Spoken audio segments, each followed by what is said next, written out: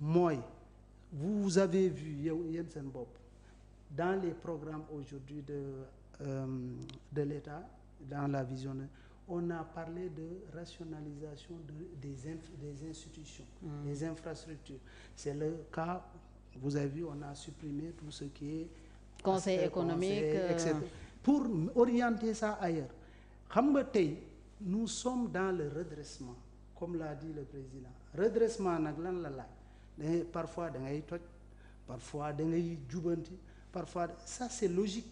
Donc ñun tey normalement dépense bu yokkee nit ñi dañ si war a kontaan parce que ça veut dire que nous sommes en train d'investir encore. L'idée c'est dans quelques années vous allez voir qu'est-ce que nous avons investi lan lay indi. Donc man sama domaine la lay gën a wax.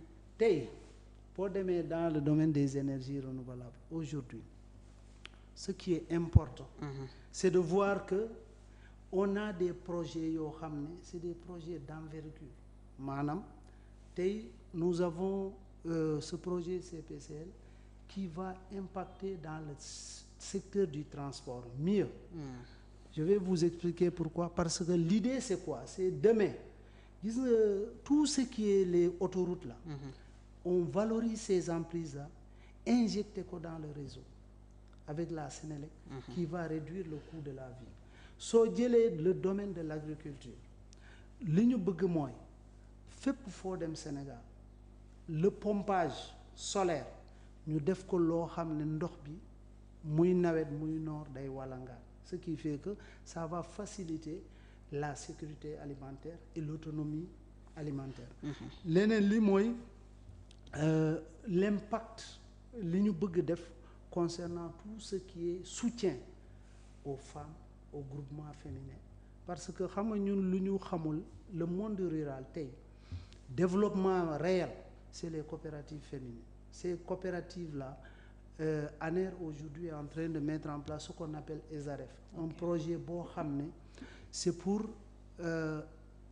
à partir des énergies renouvelables de renforcer, d'accompagner ces femmes-là en leur construisant des infrastructures dugal si biir ay équipement de transformation yoo xam ne day tax ñoom sur place lu ñuy transformer facture bi day wàññi facture bi du cher te day tax ñu am économie boo xam ne day renforcer day augmenter seen autonomie économique. Très bien jigéen ñi. Très bien. Donc vous ñun looloo ñu ëppal solo. moo leen ëppal solo. Voilà. C'est-à-dire que il faut vraiment qu'on comprenne que. Bien sûr. Nous on est là dans ce pour aujourd'hui changer la donne.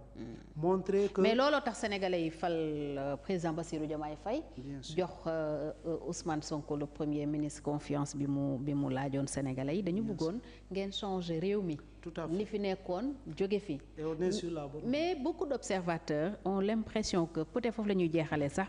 que seen régime bi dafa accroché wu torop ci ñi fi nekkoon Macky Sall ses anciens ministres ses anciens DG def nañ fi lii def nañ fi lee xam nañ ne li fi nekkoon baaxul moo taxoon ñu bëggoon changer indi leneen mais indiwuñ leen fi pour que ngeen naan ñu tey Macky Sall lii suba ministre Mansour Faye lële les finances publiques on en parle parce que moo nekk ci coowal penc mi tey. Vous avez dit les finances publiques. Hein?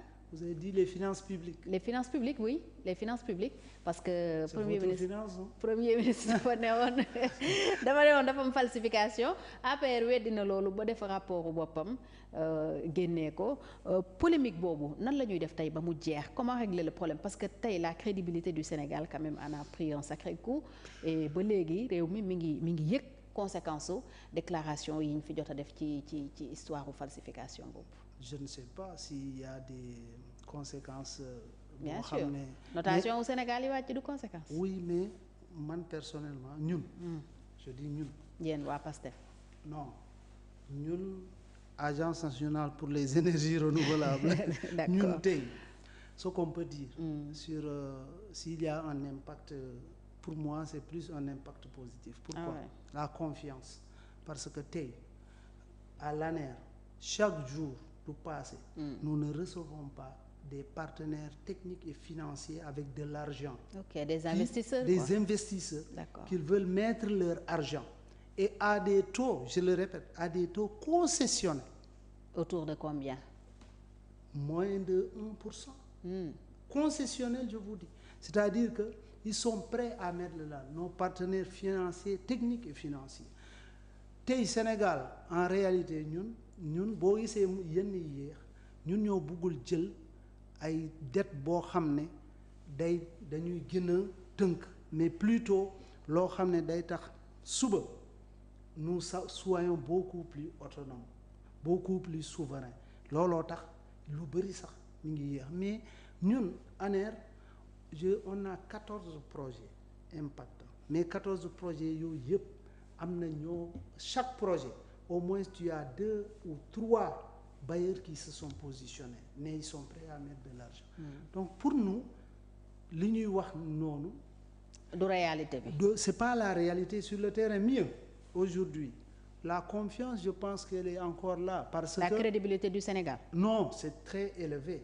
La preuve ñun bi ñu demee même si sunu salon bi te bi nga xam ne on a eu une médaille, mais la délégation sénégalaise a reçu un prix des inventeurs de France pour leur participation effective.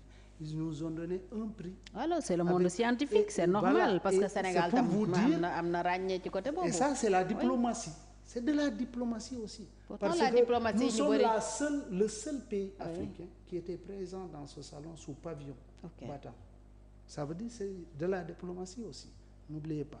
Donc pour man lépp loo xam ne day tax réew ñi ngay seqal ñu wóolu la, ñu xam ni doo leen suba doo leen nax. da ngay jubbanti dafa am solo. da ngay jub di jubal. non da ngay def loo xam ne suba. ñoom dañuy am confiance yi yow. kon déclaration bi contrairement ak liñ ciy wax pour yow confiance lay jur ci Sénégal. La confiance du Sénégal tout le monde sait que ça reste intact. La preuve amul fenn fu ñuy jóg naan dañoo soxla xaalis ba ñu am problème du ay wax la. Maintenant FMI de moom téye na loxoom. moo la ko wax. ah FMI. moo la ko wax. FMI di laaj ay explication ci dette cachée bi. non du tout. programme bi ngeen. Ça c'est l'affaire des finances. Oui. Je sais que notre ministre des Finances ainsi que le ministre de l'Économie ils sont très doués et ils savent très bien li nga xam ne vraiment Sénégal soxla na ko en termes de négociation pour def ko côté boobu ñun on ne s'inquiète pas sincèrement. Ce sont peut-être les gens qui s'inquiètent, mais ñun on s'inquiète pas parce qu'on sait que ce qu'on a fait loolu la ñu war a def. Nit doo bu ñun bëgguñu dox ci fenn suba ñu quand tu viens vous-même quand vous venez dans une quelque chose mais balaa sax nga koy càmbar di xool di natt. Et tu es obligé d'avoir une référence. Nous, scientifiquement, c'est obligatoire. Oui, pour dire que lii laa fi fekk fii laa déparé. Non, ça c'est.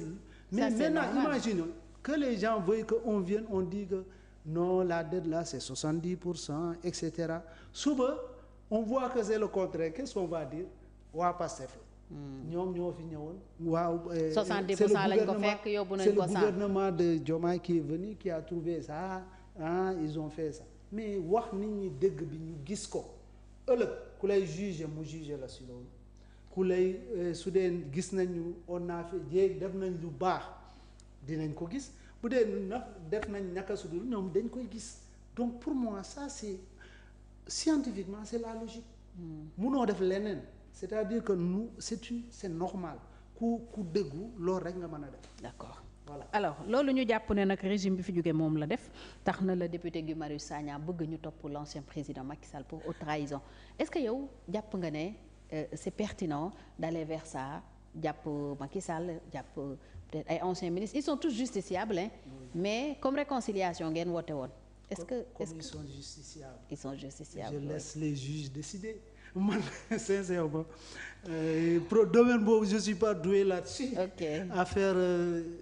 Justice yooyu sincèrement li ma gëm mooy personnellement dinaa ñaan sama borom lépp lu may def mu jàppale ma def ko mu doon loo xam ne du ma jalgati yow def loo xam ne en mon âme et conscience dama koo def ngir njëriñu sama réew mi ngir njëriñu sama askan bi te suba kenn duma ko xoolee loolu rek lay ñaan lenn li nag sincèrement mënuma juger nit lu may gis bàyyi rek justice yi ak corps de contrôle yi ñoom xam nañ seen liggéey lu ñu def et la loi est là pour tout le monde.